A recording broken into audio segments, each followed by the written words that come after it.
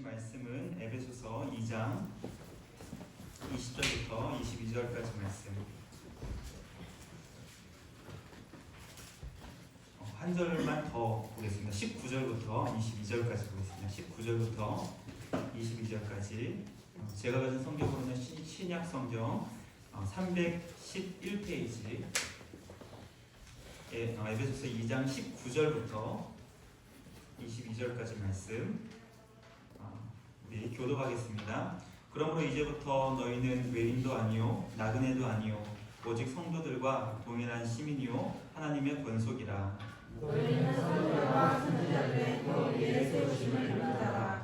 그리스도 예수께서 친히 우리 되셨느니라. 그의 안에서 건물마다 서로 연결하여 주 안에서 성전이 되어가고 너희도 성전 안에서 하나님이 거하실 처소가 되기 위하여 그리스도 예수 안에서 함께 지어져 가리라. 아멘. 기도하겠습니다. 하나님 아버지 감사합니다. 이 시간 하나님의 말씀을 함께 나누고 하나님의 마음을 함께 깨닫는 시간 갖게 하여 주시니 감사합니다. 이 시간 우리 마음에 하나님의 마음으로 충만해지고 또 우리의 생각이 정말 주님의 생각으로 변화가 되며 이 땅을 살아갈 때 과연 예수님이라면 어떻게 하셨을까 늘 묵상하며 생각하며 주님의 뜻에 합당한 삶을 살아가기로 정말 그런 시간이 될 수 있도록 하나님께서 함께하여 주시옵소서. 이 시간 전하는 자나 듣는 자나 동일하신 성령 하나님께서 우리 각 사람 마음을 만져주시고 또 이 시간 하나님께서 온전히 우리 각 사람을 주장하여 주셔서 이 시간 그냥 왔다 그냥 가는 우리 청년들 아무도 없게 하여 주시고 온전히 하나님께 변화되는 은혜 시간 될 수 있도록 인도하여 주시옵소서. 이 시간 온전히 주님께 모든 것 맡겨드리오며 우리를 구원하신 예수님의 이름으로 기도드리옵나이다. 예, 반갑습니다. 네, 반갑습니다. 저는 앞으로 청년부를 지도하게 된 김명석 목사입니다.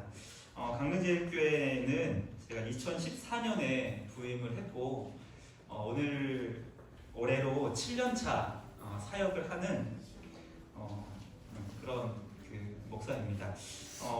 부임하고 작년까지 6년 동안 유초등부, 교구, 그리고 행정 이런 사역들을 하다가 올해부터 청년부를 지도하게 되었습니다.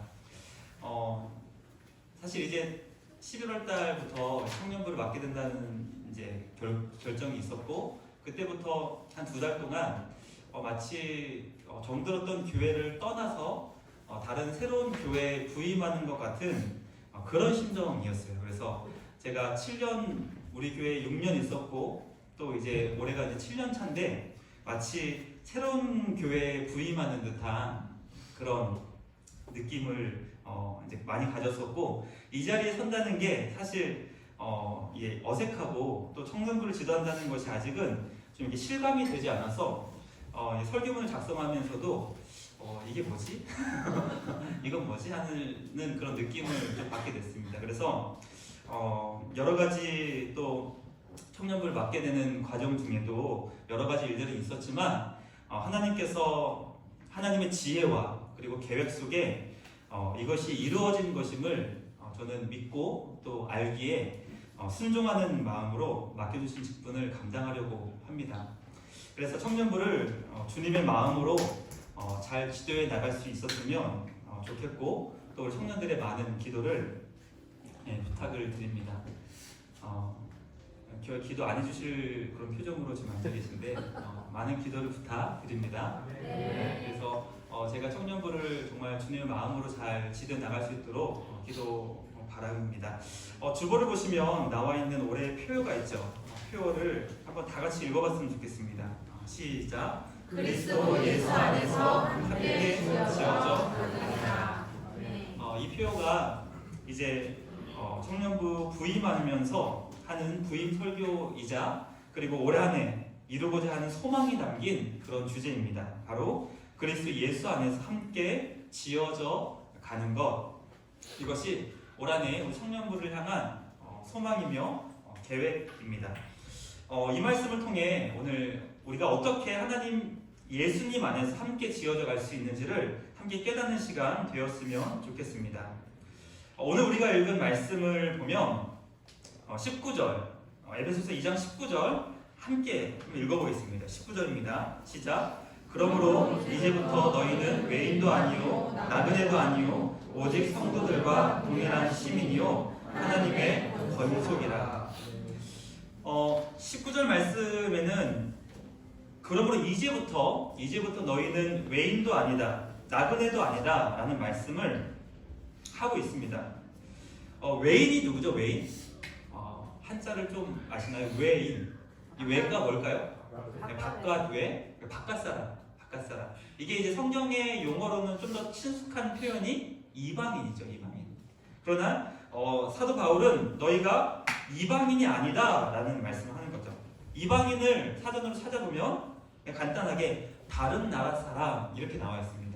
그러므로 너희는 다른 나라 사람이 아니다라고 말씀해 주는 것이죠.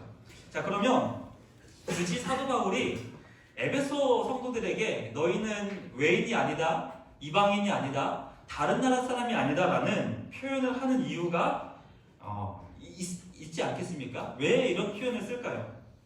첫 번째, 여러 가지 생각을 해봤으면 좋겠습니다. 질문을 통해서 한번 생각을 해봤으면 좋겠습니다. 에베소 성경이 쓰여질 당시에 이방인은 누구였을까요?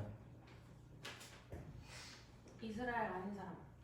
이스라엘 나라 백성이 아닌 다른 나라 사람이 이방인이었고, 조금 더 구약적으로 표현을 하면 유대인이 아닌, 왜냐하면 이스라엘 나라에도 사마리아 사람은 있었거든요. 근데 그 사람들을 유대인들은 개보다 돼지보다 못한 사람이라고 취급했기 때문에 이방인보다도 더 열등한 존재. 그래서 이스라엘 나라라고 하기보다는 유대인 외 다른 사람들은 다 이방인이라고 이렇게 표현을 한 거예요.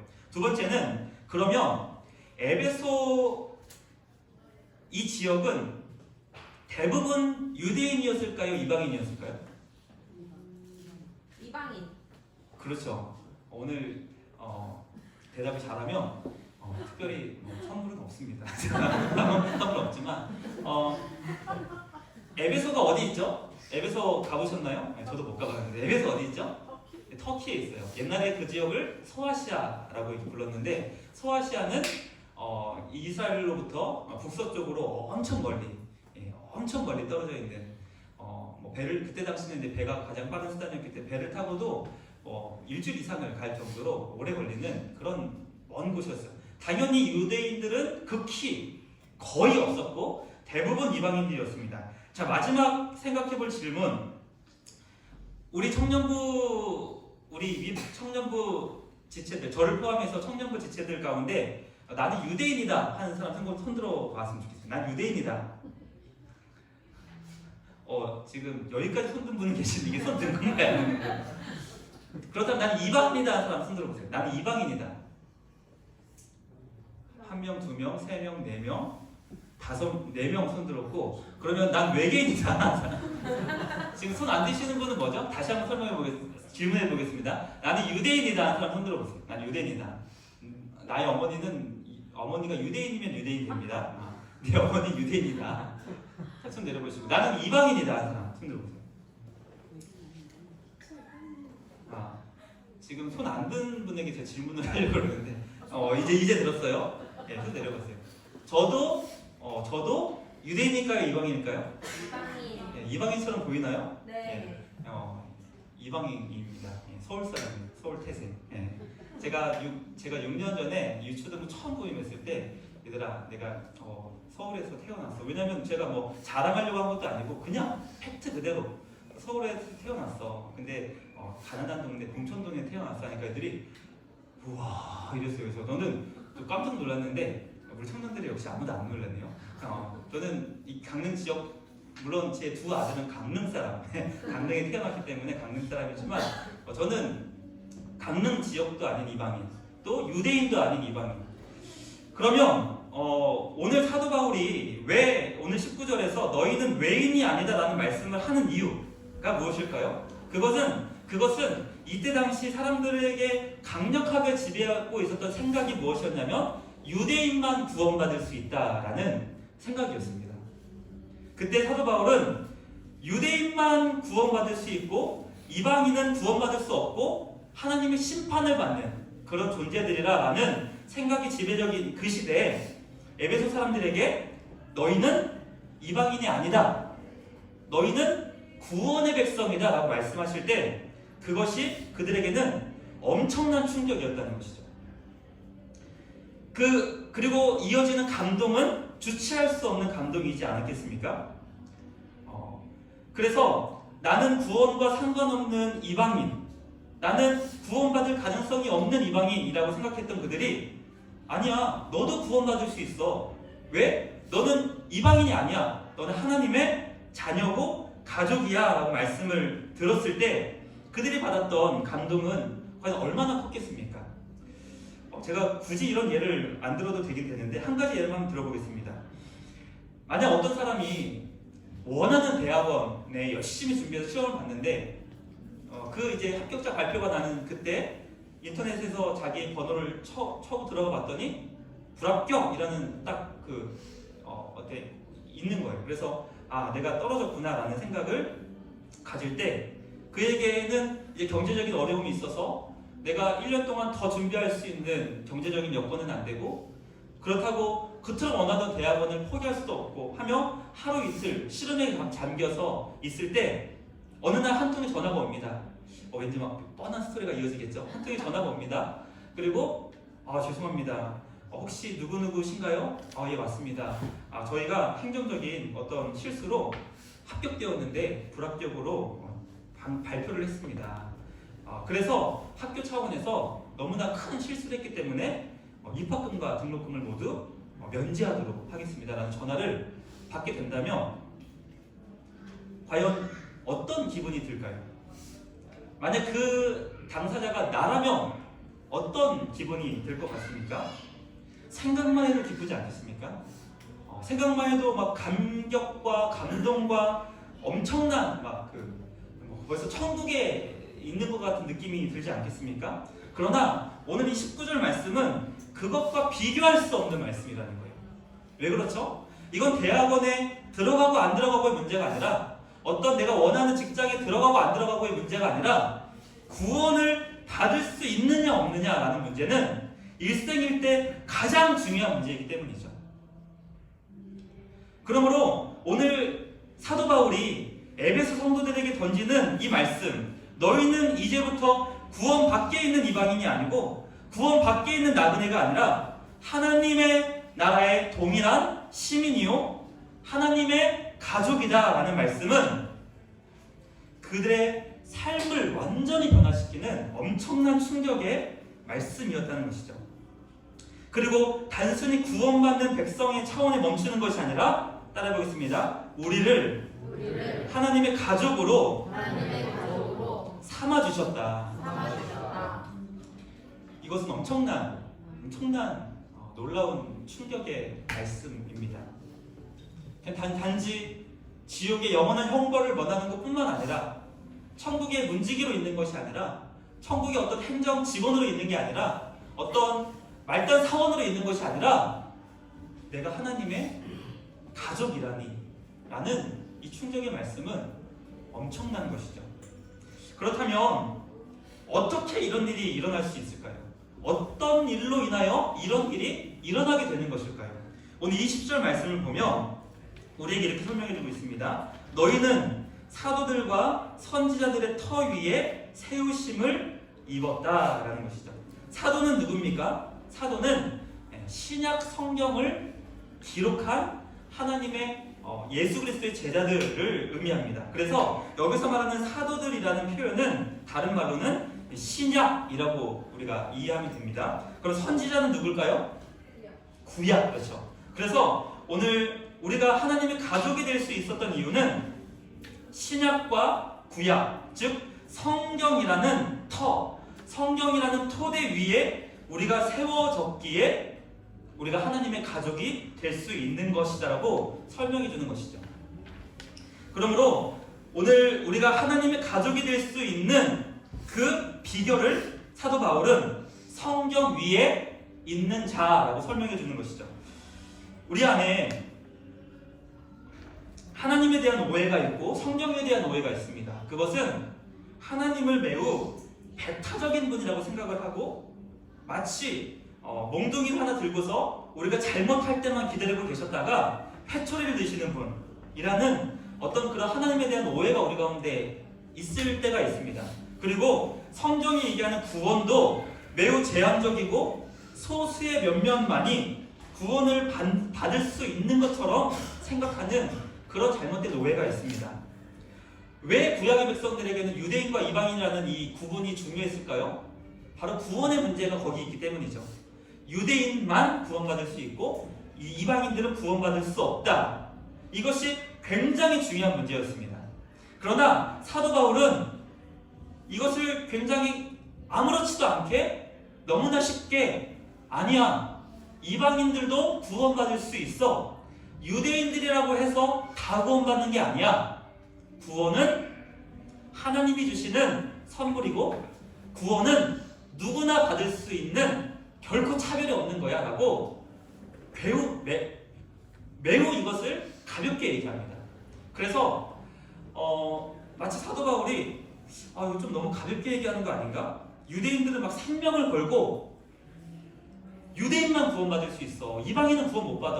근데 사도 바울은 아니 이방인들도 얼마든지 구원받을 수 있어. 이렇게 얘기하는 것처럼 읽혀지나요? 그런데 아니라는 거예요. 사도 바울도 지금 자신이 이렇게 얘기하는 것으로 인하여서 뭘 걸었냐면 목숨을 걸었어요. 우리 청년들 뭐 목숨 거는 거 있나요? 목숨 거는 거 있나요? 사도 바울은 이것에 목숨을 걸었다니까요. 무엇에요? 이방인도 구원받을 수 있어. 유대인만 구원받는 거 아니야. 여기에요. 돌에 맞아서 쓰러졌을 때 사람들이 야, 얘 바울 죽었다 해가지고 길에 내 던질 정도로 사도 바울은 죽을 뻔한 경험도 수십 차례 했었고 감옥에 갇히게 되었고 배를 굶는 일은 허다했고 그리고 수많은 그런 생명의 위협 앞에 어떤 것을 생명을 거냐면 이방인도 구원받을 수 있다는 이 문제에 생명을 걸었다는 거예요. 유대인들은 유대인만 구원받을 수 있다. 이방인은 구원받을 수 없다라는 것에 생명을 걸었고 사도 바울은 아니다. 이방인들도 구원에 있어서는 똑같이 구원받을 수 있다는 그 문제에 생명을 걸었다는 거예요. 성경은 우리에게 무엇을 가르쳐주고 있습니까? 성경은 유대인도 이방인도 차별하지 않으시고 우리를 하나님께서는 구원하신다. 그러나 무엇이 중요하냐면 따라하겠습니다. 딛고 서 있는 터가 중요하다.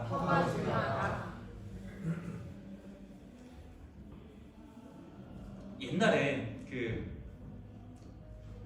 갑자기 드는 예라 좀 매끄럽지 않을 수도 있지만 옛날에 이런 게임을 한 적이 있었어요. 철로역정, 우리 수련회 가면 철로역정 하잖아요. 그러면 선생님들이 이렇게 얘기해요.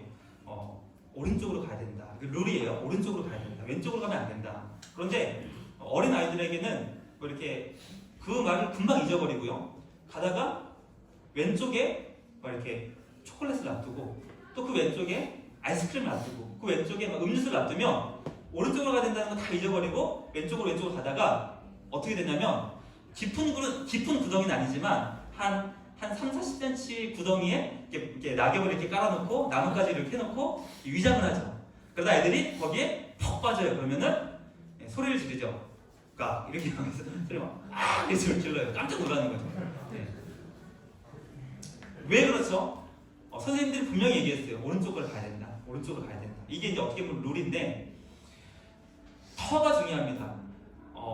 우리가 딛고 서 있는 그 터가 흔들리고 무너져 버린다면 거기에서는 안전하지 못한 것이죠. 오늘 우리가 하나님의 구원이라는 것에 있어서 어떤 것이 중요하냐면 안전한 생명을 줄 수 있는 터 위에 세워져 있어야 되는데 그 터가 무엇이라고 얘기합니까? 그 터가 성경이다라고 얘기하는 거예요. 그 터가 성경이다. 그래서 한 번 더 따라해보겠습니다. 성경이 중요하다. 네. 성경이라는 그 터 위에 우리가 있어야 된다는 거예요. 그래서 저는 오늘 우리 청년들에게 말씀의 터 위에 세워져야 되는 것을 좀 강력하게 좀 도전해 보고 싶습니다. 그래서 저는 올해 우리 청년들에게 하세라는 것을 꼭 함께 같이 했으면 좋겠어요. 하세. 따라하고 있습니다. 하세. 하세는 원래 제가 처음에 정했을 때에는 조금 더 그 의미가 분명해요. 그것이 무엇이냐면 하십세예요. 하십세. 근데 이 발음이 너무 세서 제가 하세로 바꿨어요. 하세. 네. 한번 해볼까요? 하십세.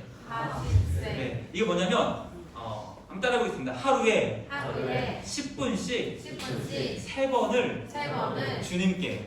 네, 하루에 10분씩 3번을 주님께 이거든요. 그러면 합쳐서 몇 분이죠? 30분. 네, 30분. 하세의 첫 번째 10분은 말씀 한 장 읽자. 말씀 한 장 읽자. 이 말씀은 우리 영혼의 양식이기 때문입니다. 하세 두 번째는 10분 이상, 적어도 10분은 기도하자라는 것의 10분입니다. 기도는 우리의 영의 호흡이기 때문이죠. 마지막 세 번째는 큐티입니다. 그래서 제가 큐티를 우리 영혼의 근육이라고 설명을 했어요.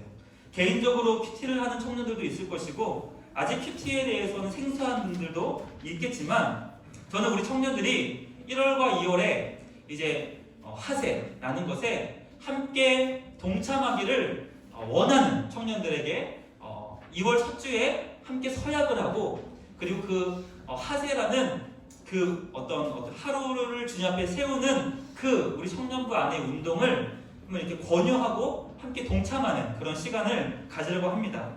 왜 그렇습니까? 바로 말씀의 터 위에 우리가 세워져야 된다는 것이 그만큼 중요하기 때문이에요.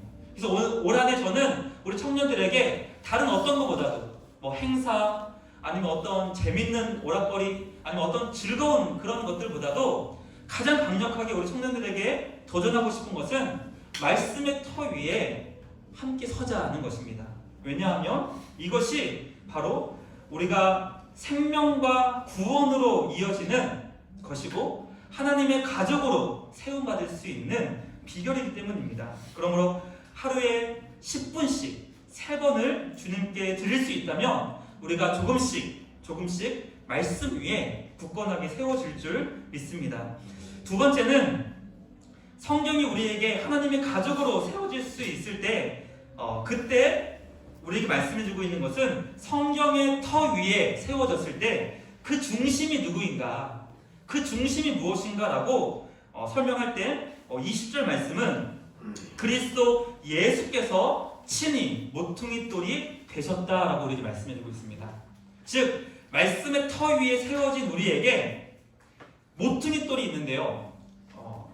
모퉁이 돌이 뭐죠? 모퉁이 돌은 뭐 어렵지 않아요. 모퉁이 돌, 코너스톤이라고 그러죠. 모퉁이 돌로부터 하나씩 그 벽돌도 쌓고 세면 바르고 해서 집을 세워 나가는 게 바로 기준이고 중심입니다. 그러므로 오늘 모퉁이 돌은 우리의 삶의 중심이 바로 예수님이다라고 설명해주고 있죠. 그리고 예수님을 삶의 중심으로 삼고 살아가는 자들은 하나님의 가족이다라고 말씀해주고 있는 것입니다. 사랑하는 청년 여러분, 여러분의 삶의 중심은 과연 무엇입니까? 무엇을 삶의 중심으로 삼고 살아가고 계십니까? 오늘 성경의 표현으로만 잠깐 얘기하자면 마음속으로는 아마 뭐 예수님 이렇게 마음속으로 말하는 분들도 계실 거고 아니면 내 삶의 중심은 아직 잘 모르겠다라고 그렇게 고백하는 분도 계시겠지만 그래도 혹시 신앙생활을 좀 오래 하셨고 그리고 내 삶의 중심이 난 예수님이다라고 고백할 수 있는 분들은 제가 한번 물어볼게요.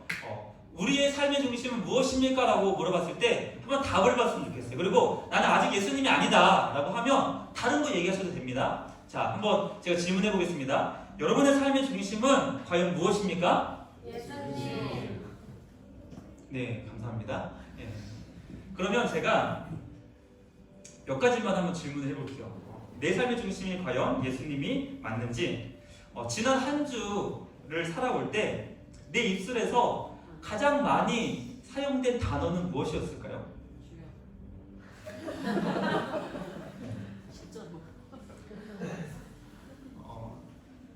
내 입술에서 가장 많이 표현된 단어, 표현된 어떤 그 표현. 정훈아, 너 지난 한 주 동안에 가장 많이 쓴 표현이 뭐였어? 망했다. 정훈의 삶의 중심은 망했다는 걸로 알고 장난이에요. 어떤 청년은 점심에 뭐 먹지? 이게 가장 많은 표현이었을 수도 있고, 또 저녁에 뭐 하지? 뭐 이런 표현도 있을 수 있고, 그리고 지난 한 주 동안 내가 가장 많이 표현했던 그 단어가 내 삶의 중심이었을 수 있는 거죠. 인터넷에서 가장 많이 방문한 사이트, 가장 많이 찾았던 것은 과연 무엇이었나요? 지난 한 주 동안 내가 가장 간절히 원했던 것은 과연 무엇이었을까요? 지난 한 주간의 삶을 돌아보며 내 삶의 중심이 무엇이었는지를 우리는 알게 됩니다. 정말 예수님이 내 삶의 중심이 맞습니까? 정말 예수님이 내 삶의 중심으로 거하고 계신가요? 내 방 한가운데 무엇이 있다면 그걸 피해갈 수 없어요. 그걸 보기 싫어도 보고, 그것과 늘 함께 있어야 되고, 그것과 늘 오랜 시간을 거해야 되는데, 내 삶의 중심에 무엇이 있냐면 무엇이 있든 우리는 그것을 묵상하고 그것을 표현하고 그것을 위해 살아가게 된다는 것이죠. 오늘 말씀을 통해 깨닫게 되는 것은 유대인이든 이방인이든 구원에 있어서는 아무 차별이 없다. 그러나 성경의 터 위에 있는가, 예수님을 중심으로 모시고 있는가, 그 자가 바로 구원받은 하나님의 가족이라는 것을 우리에게 설명해주고 있습니다. 그리고 이어지는 21절의 말씀은 그런 우리들에게 이렇게 설명해주죠. 우리 21절 말씀 함께 읽어보겠습니다. 21절입니다. 시작. 그의 안에서 건물마다 서로 연결하여 주 안에서 성전이 되어가고. 구원받은 하나님의 백성들은, 구원받은 주님의 자녀들은 어떤 삶을 살아가는가? 서로가 서로에게 연결되어 성전이 되어간다라고 설명해주고 있습니다. 이것도 굉장히 놀라운 말씀이에요. 그것은 왜 그러냐면 눈에 보이지는 않지만 구원받은 자들이 서로 연결되어 있다. 연결되어 있다는 건 뭐죠?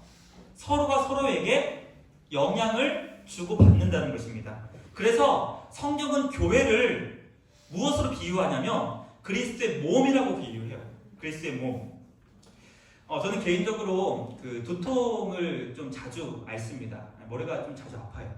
그래서 저는 가끔씩 몰아가지고 머리를 짧게 자릅니다. 머리를 짧게 잘라요. 이게 의학적으로 뭐 맞는지는 모르겠지만 머리를 짧게 자르면 좀 이렇게 시원한 것 같아서 두통이 좀 덜 그렇게 오는 것 같은 그런 경험적인 경험이 있기 때문에 가끔씩 머리를 짧게 자릅니다. 그러면 제 아내는 굉장히 싫어요. 제 아내 굉장히 싫어하고 그리고 가족들도 그리 좋아하지 않습니다. 그리고 성도님들도 표현은 안 하시는데 저를 그렇게 유쾌하게 보시지 않는 것 같아요. 왜 머리를 짧게 자르나 이런 표정으로 그런 경험들을 합니다. 그러나 저는 두통을 앓으니 다른 사람이 저를 어떻게 보는 상관없이 그래도 좀 내가 살아야지 않겠나 하는 생각으로 머리를 짧게 자르는 것이죠. 그러면 좀 시원해지는 것 같습니다.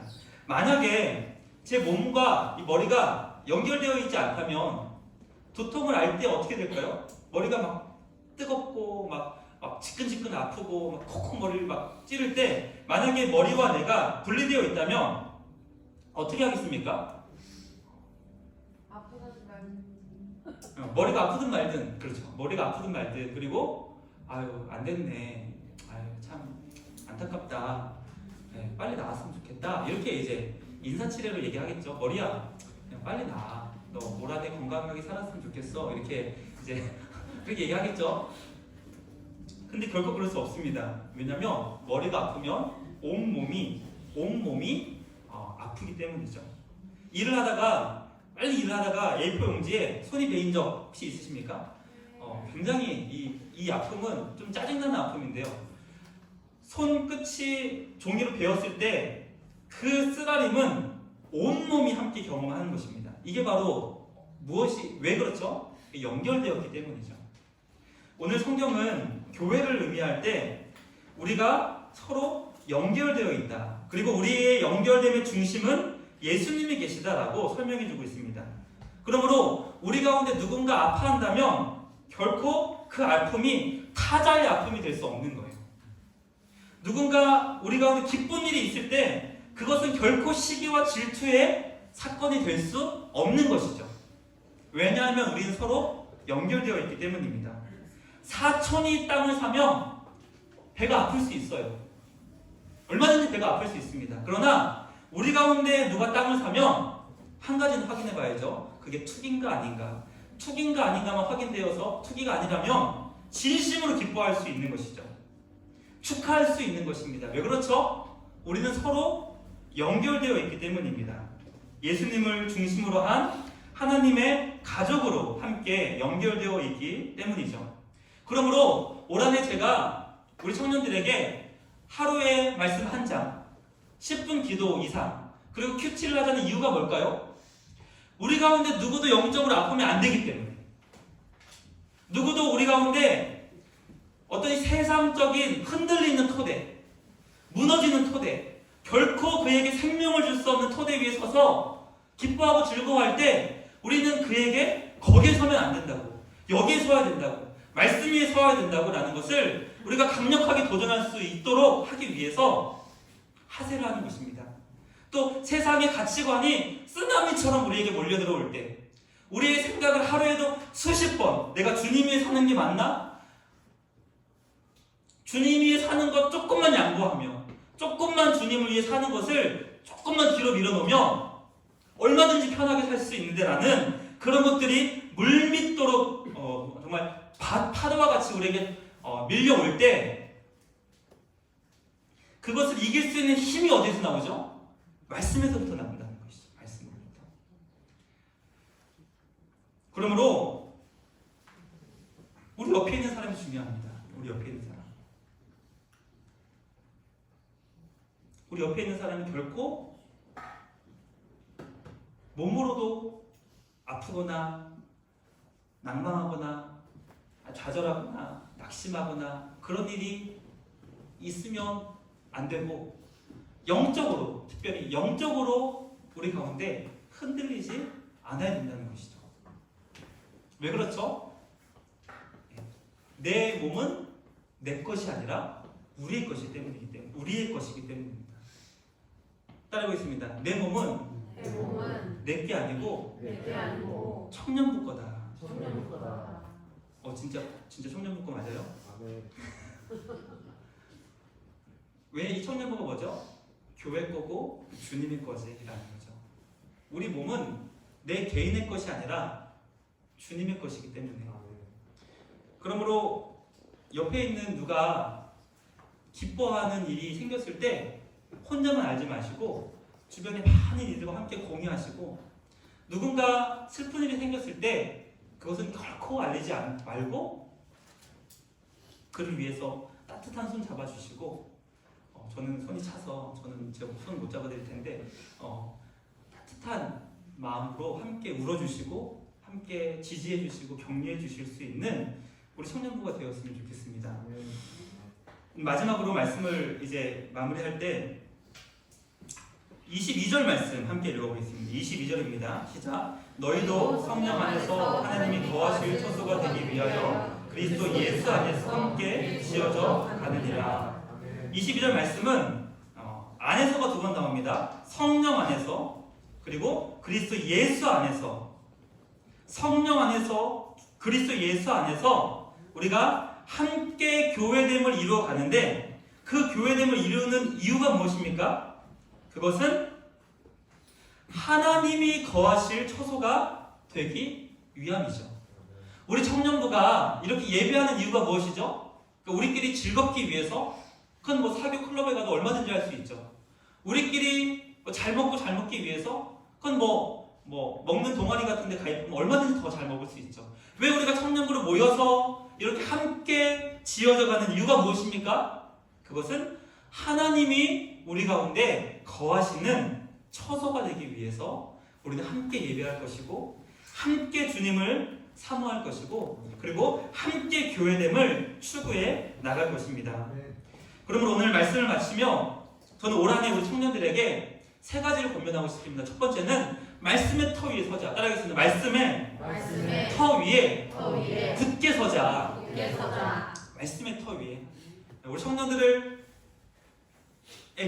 붙잡고 어제 어떤 말씀 읽었어? 라고 얘기하며 우리 주보에 있는 그 매일매일의 그 성경 읽기에 따라서 저는 어제 어떤 말씀을 읽었습니다 라고 자신있게 얘기할 수 있는 하세를 하는 그런 청년부가 되었으면 좋겠습니다. 제가 올 한해 우리 청년부에게 강력하게 도전하는 첫 번째는 바로 말씀의 터 위에 굳게 서자. 두 번째는 따라해보겠습니다. 예수 그리스도 안에 거하자. 우리의 중심이 예수님이 되어야 됩니다. 우리의 모든 생각과 판단과 결정에 있어서 예수님이 우리의 삶의 중심이 있어야 된다는 것이죠. 마지막 세 번째로는 따라해보겠습니다. 하나님이 거하시는 청년부로 세워가자. 우리 안에 풍성한 모임이 있고 다양한 행사들이 있지만 하나님이 계시지 않는다면 그런 모임과 그런 부서는 아무런 소망이 없는 부서죠. 우리 안에 하나님이 계십니까? 우리 안에 하나님이 오시기를 과연 기뻐하실까요? 제가 찬양을 드리면서 이렇게 막 울컥하지 않는데 오늘 찬양이 좀 강력했어요. 오늘 한 곡 찬양했나요? 한 곡? 두 곡 했나요? 두 곡 했나요? 그 하나님은 우리를 사랑해. 우리를 얼마나 사랑하시는지 이 찬양을 부르는데 정말 하나님이 우리 청년부를 사랑하시는 그런 마음을 이렇게 좀 느끼게 됐어요. 하나님이 우리를 사랑하시는 게 맞나요? 아멘. 하나님이 우리를 정말 사랑하십니다. 하나님 우리를 정말 사랑하시고 올 한해 우리 청년들이 함께 하세, 하십세 뭐가 중요할까요? 그렇게 중요하지 않지만 적어도 하루에 말씀 한 장 먹고 또 기도 10분 이상 영으로 호흡을 하고 그리고 아무리 그렇게 해도 우리가 근육이 없으면 안 되지 않을까요? 큐티를 통해서 우리가 함께 근육도 만들어가고 하면 영적인 우리 건강함을 이뤄 나갈 수 있을 줄 믿습니다. 그리고 우리의 삶의 중심을 예수님으로 두고 그리고 우리가 우리 안에 결국 그러므로 하나님이 거하시는 우리 청년부가 되었으면 좋겠습니다. 우리 이 시간 함께 찬양 드렸으면 좋겠습니다. 그 찬양은 우리는 주의 움직이는 교회라는 찬양입니다. 우리가 누구입니까? 우리가 교회입니다. 우리가 가는 곳곳마다 교회됨을 이뤄갔으면 좋겠습니다. 또 우리가 가는 곳마다 하나님이 예배 받으시는 곳이 되었으면 좋겠습니다. 우리 그런 생각 가지며 함께 찬양을 나아가는 시간 갖도록 하겠습니다.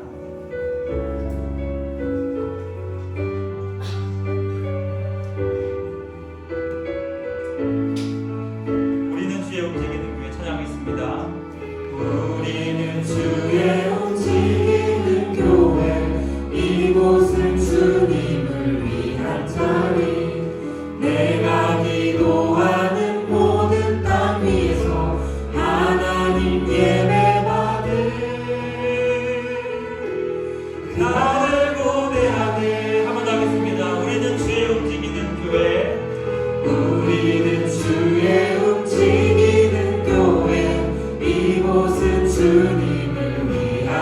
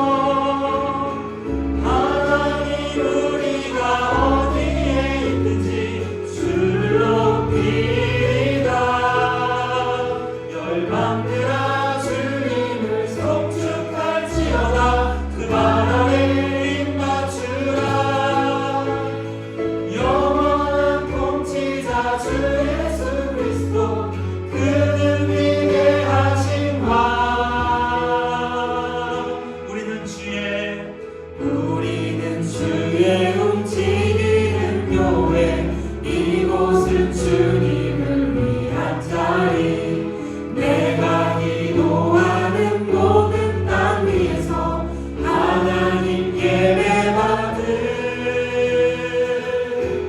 그날을 고대하네. 우리 시간 다 기도했으면 좋겠습니다. 이 시간 올 한 해를 계획하며 올 한 해를 세워나가며 하나님 말씀의 사람 되게 하여 주시옵소서. 말씀의 터 위에 굳게 서게 하여 주시옵소서. 하나님 하루에 10분씩 3번을 주님께 드리는 자가 되어서 날마다 말씀으로 기도로 그리고 큐티로 하나님의 사람으로 변화되는 올 한 해 될 수 있도록 도와달라고 우리 주여 한번 주와 함께 기도하며 나가겠습니다. 주여 하나님 아버지 감사합니다. 이 시간 우리 청년부를 위해 함께 이 시간 기도하며 나아갈 때 하나님 아버지 올 한 해 주님 안에서 말씀으로 세워지는 우리 경제가 되기를 원합니다. 우리 청년부가 말씀으로 세워지고 말씀으로 풍성해지며 말씀의 터 위에 굳게 서기를 원하오니 하나님 아버지 우리 청년들 한 명 한 명을 주님께서 붙잡아 주셔서 날마다 말씀과 기도와 큐티로 아버지 날마다 하루하루의 영적인 싸움에서 승리하며 나아갈 수 있게 하여 주시옵시고 하나님 말씀이 우리 삶에 흘러넘치기를 원합니다. 세상의 가치관과 세상의 혼란함이 우리 가운데 우리를 무너뜨리려 할 때가 많이 있습니다. 그러나 하나님 아버지 우리 청년부가 정말 말씀에 굳게 서는 청년부가 되기를 원하오니 주님 우리 청년들에게 복을 더하여 주시옵소서. 은혜를 더하여 주시옵소서. 하나님 아버지 날마다 말씀에 서는 우리 삶이 되기를 원하오니 우리 주님 함께하여 주시옵시고 하나님 아버지 간절한 마음으로 주님을 사모하는 우리 청년들이 될 수 있도록 인도하여 주시옵소서. 하나님 아버지 함께하여 주시옵소서. 우리의 삶이 말씀의 중심으로 말씀에 사로잡히고 말씀의 이끌림을 받는 삶이 되기를 원하오니 주여 우리에게 말씀하여 주시옵소서. 주의 자녀들이 듣겠나이다. 주님께서 함께하여 주시옵시고 주님 인도하여 주시기를 간절히 기도합니다. 우리 시간 두 번째로 함께 기도하며 나아가기 원합니다. 과연 우리의 삶의 중심은 과연 무엇입니까? 무엇이 우리의 삶을 강력하게 끌고 가고 있습니까?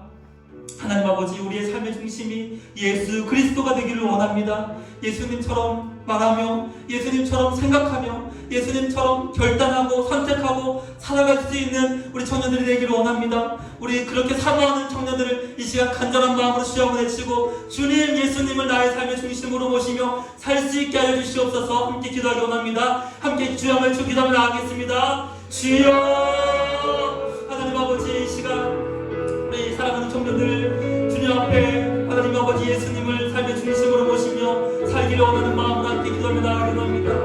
하나님 아버지 우리의 삶이 정말 예수 그리스도를 중심으로 모시며 살아가는 삶이 되기를 원하오니 주님 우리를 붙잡아 주시옵소서. 하나님 아버지 우리의 삶이 정말 주님으로 진짜 살아가는 삶이 되기를 원합니다. 하나님 예수님이 아버지 예수님처럼 생각하고 예수님처럼 말하며 예수님처럼 손과 발의 삶이 되게 하여 주시옵소서. 하나님 날마다 예수님이라면 어떻게 하셨을까? 정말 예수님이라면 무엇을 기뻐하셨을까? 예수님이라면 어떤 선택을 하셨을까? 예수님이라면 어떤 결정을 하셨을까? 정말 우리의 모든 삶의 중심이 예수 그리스도가 되기를 원합니다. 하나님 아버지 함께하여 주시옵소서. 하나님 아버지 함께하여 주시옵소서. 하나님 아버지 함께하여 주시옵소서. 우리의 삶이 정말 주님을 중심으로 모시며 살아가는 삶이 될 수 있도록 인도하여 주시옵소서. 하나님 아버지 우리 청년들을 주님께서 붙잡아 주시옵소서. 삶에서 쓰러지거나 방황하거나 흔들리지 않게 하여 주시옵시고 예수님을 중심으로 살아가는 우리 청년들 될 수 있도록 도와주시옵소서. 우리 마지막으로 함께 기도하며 나아가기 원합니다. 마지막으로 우리 청년부를 위해서 기도했으면 좋겠습니다. 정말 하나님이 거하시는 청년부가 맞습니까? 우리 청년부 안에 정말 하나님이 함께 하시고 하나님이 임재하시고 하나님이 주장하시는 청년부가 맞습니까? 하나님 그런 청년부 되었으면 좋겠습니다. 하나님 우리 청년부가 정말 하나님이 거하신 처소가 하나님이 함께 하시는 처소가 될 수 있도록 그렇게 만들어갈 수 있도록 우리 함께 이 시간 간절하게 마지막으로 주여 한번 외치며 우리 청년부에 하나님이 거하시는 처소가 될 수 있도록 도와달라고 주여 한번 외치고 기도하며 나가겠습니다. 주여 하나님 아버지 이 시간 주여 앞에 간절히 기도하기를 원합니다.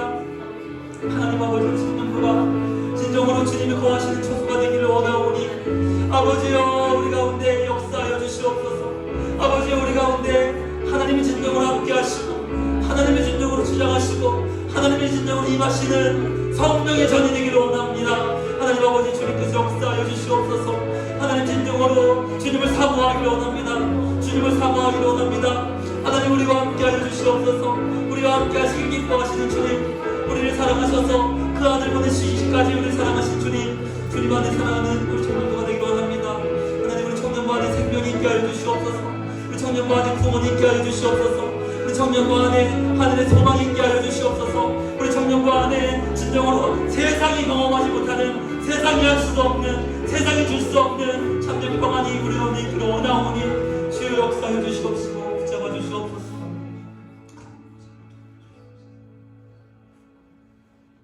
하나님 아버지,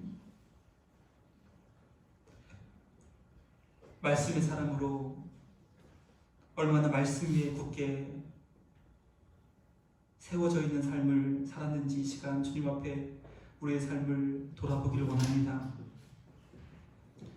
과연 나의 삶에 말씀이 있었습니까? 하나님의 말씀이 나의 삶을 인도하고 있었습니까?